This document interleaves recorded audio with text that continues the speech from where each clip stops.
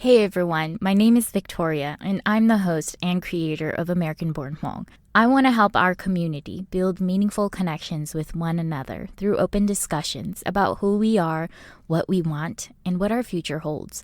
If you feel like continuing the conversation after today's episode, you can head over to our Facebook page, American Born Hmong, or you can leave us a voicemail. Just head over to our podcast homepage, anchor.fm/American Born Hmong. All right, with that, let's get today's episode started. Hey, welcome back to American Born Hmong. You're listening to episode 2 of season 1. So in the most recent episode, I talked about feeling stuck and how sometimes it can take over the logic and reasoning of our ability to move forward. One of the most important parts about this process is learning how to sit with any uncomfortable feelings that may arise. In other words, don't run away. Because if you don't learn how to sit with the uncomfortable feelings, you might never be able to overcome those challenges that arise from those feelings. Episode 1 is a good analogy to the entire reason why this podcast exists. As someone who is a part of the Hmong community, I just felt stuck with all these questions, stories, and discussions about being Hmong in America, and it just swirled in my mind. And it was only recently that I realized I'm not the only one. I find that the more you know and understand about yourself, the easier it is to address these obstacles. With that said, many first and second generation Hmong Americans feel some of that friction and pressure from the change that is happening over time. And there are certain aspects of our culture, tradition, and values that we love and cherish, but that there are also some aspects of our history, culture, and traditions that don't really seem to bring value into our current situation or life in America. But how do we move forward with change without dishonoring or disrespecting our parents' and grandparents' legacy? To start, I found that having an honest and real conversation about my Hmong American experience is what helped me move forward to a path of rediscovery and healing. We can be grateful for all the blessings in our life, but that doesn't mean that we have to stay silent about the things that did not bring us happiness. In order to heal, first we must recognize those things which do not bring us happiness and acknowledge them for what they are. For me, for the longest time, I thought that I had to choose between being Hmong or American. And I remained kind of just in between the fold of Hmong American. Not really feeling Hmong enough, not really feeling American enough. I know that Hmong blood runs through my veins and that our people's history is how we came to be in America. But in the mess of war, displacement, and the rebirth of our parents' and grandparents' new life in America, us first, maybe even second generation Hmong Americans had nothing to really guide us on how to navigate this new American life. It's not like our parents understood or knew what to expect for us, and we, along with our parents, had to learn together. I feel as first-generation Hmong Americans, our experiences of being caught in between the cusp of the old and the new world, it gives us a unique outlook on what we could do to make a difference and how we help bridge the gap of the old and the new for our families. But that also one of the pitfalls of growing up in between the fold is that you kind of become stuck, lost and unsure about which side to choose or if you should choose at all. I was so invested in trying to find where I fit in that I realized it's not about choosing sides. It's just about standing in your truth. Be who you are, unapologetically, and honor all the parts of you that brings you meaning and light. I'm the oldest child in my family, and although I am a daughter, I've always felt the responsibility of being the one who looked after my siblings, who looked after my parents when they were sick. And my dad is the oldest son of 9, and my mom is the first daughter of 12 kids to be married. That's a heavy bag of Hmong expectations to live up to. By the time I was old enough to understand what being Hmong meant, I realized I had to learn how to navigate being Hmong and being American, depending on who I hung out with, because if I didn't, then I'd risk being shunned by both my Hmong and non-Hmong peers. It felt like I was desperately trying to hold on to being accepted, but I didn't know what the heck I was trying to be accepted for. I just kind of felt like I wasn't good enough. But without a doubt, I struggled with my Hmong identity more so than my American identity. And at one point, I didn't like Hmong people. Don't bash me for this. This was in the past. But yes, I didn't like Hmong people because I was bullied by them.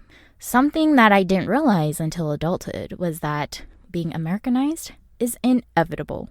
But we don't talk about it like that. Oftentimes, people talk about it being whitewashed and in a very negative connotation. And it didn't make sense to me. I went to schools where all the adults were not Hmong. A lot of the kids were not Hmong. I mostly spoke English at school. And this was just my normal life. But for some reason, all through my childhood, it didn't feel good to relish and celebrate my American life. As I grew older, I wasn't sure how much Hmong I needed to seem. I didn't know what that meant, but I just knew that I wanted to be acceptable by my Hmong peers. But I also had to be very careful about not seeming too, quote, unquote, whitewashed for fear of being bullied. I don't think many people want to believe that this happens, but it did, and it probably still does. I see it, if not in person, definitely see it online. In addition to that, I excelled in school because I really liked school. But back then, I feel like people attached the success to being whitewashed, and as a result, it backfired on my relationships with my Hmong peers.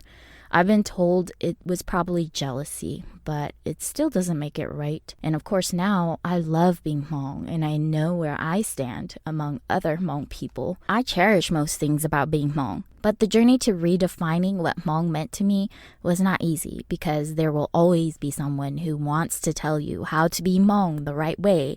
But being Hmong in the old land is different than being Hmong in America. And I took a really long time to realize that. I know that everybody's experience in America is different and you may have experienced something completely, totally different. And I encourage you to share your story so that we may all listen and understand the different aspects of where we are all coming from. My parents, they grew up very traditional, but oddly enough, they never imposed the traditional way of raising a Hmong daughter on me. And that's not to say that they still didn't treat me differently. They still said things like girls shouldn't wear that, girls shouldn't say that, and they definitely were more lenient on my brother for certain things than they were on me.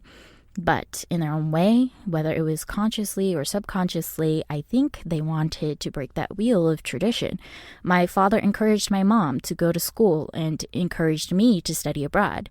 He taught me chess instead of forcing me to clean the house or help my mom cook. As for my mom, she married when she was 16 and had me when she was 18. And I grew up seeing her work very hard to be the best daughter, and Hmong mother that she could be, all the while busting her butt off in school.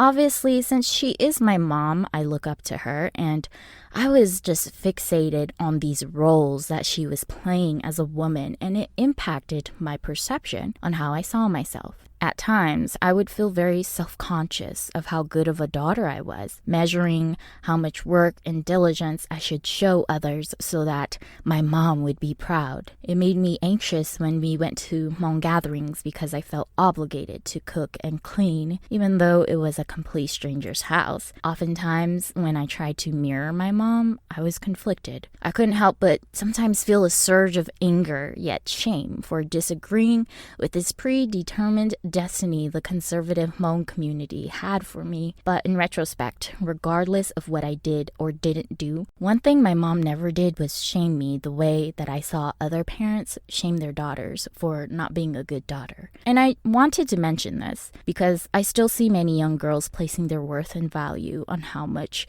work they can do around the house and how much cooking they can do, instead of measuring their worth on how kind, smart, or creative they are. As I matured and I learned how to communicate with my parents about what I wanted in life, I feel like my parents realized that old traditions might just have to die hard in order for us to thrive in America. I mean, my dad was a rock star. He actually dropped a music album and played the guitar, and he had this like perm, and it was just, I don't even know if it was a perm, but it was a crazy hair thing going on, and I think he's a little embarrassed by it, but that's probably one of the things that I'm most proud of when I think of my dad. And for my mom, she didn't pursue her writing dream until her 40s. In my heart, I feel that they too desired a different narrative for themselves, but because they were caught in the wheel of tradition, they couldn't get out. Because if they did, how the heck do they survive and live life as a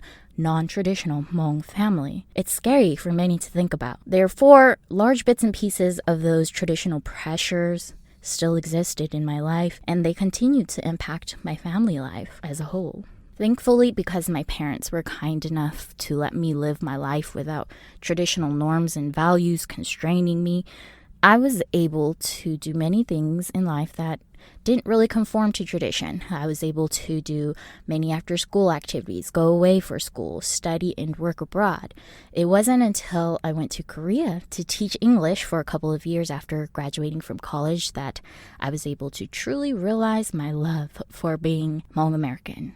The homogenous society of Korea, if you don't know what homogenous means, it just means one group of people that live here, which are Koreans, right, made me feel admiration for what Asian society could do and could accomplish and achieve. And this was especially very powerful for me since Hmong people do not have a country, but to see others who looked Asian like me was strangely comforting. I mean, I've never seen so many Asian people in one country, one place. It's so cool. What's even cooler was that being Hmong in a Korean society made me feel special and unique. It felt a little bit different than being Asian American. I don't know how to explain it, but I took pride in educating Koreans and even other foreigners who were from Australia, Britain, South Africa, and more, who didn't know who Hmong people were in our history.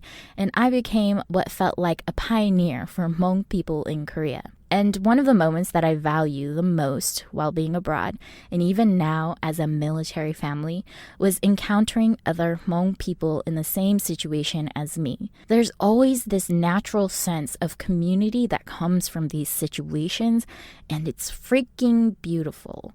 I feel like to truly appreciate what building and rebuilding Hmong communities really means, you have to experience that isolation and then the light, that community light that you see developing from it.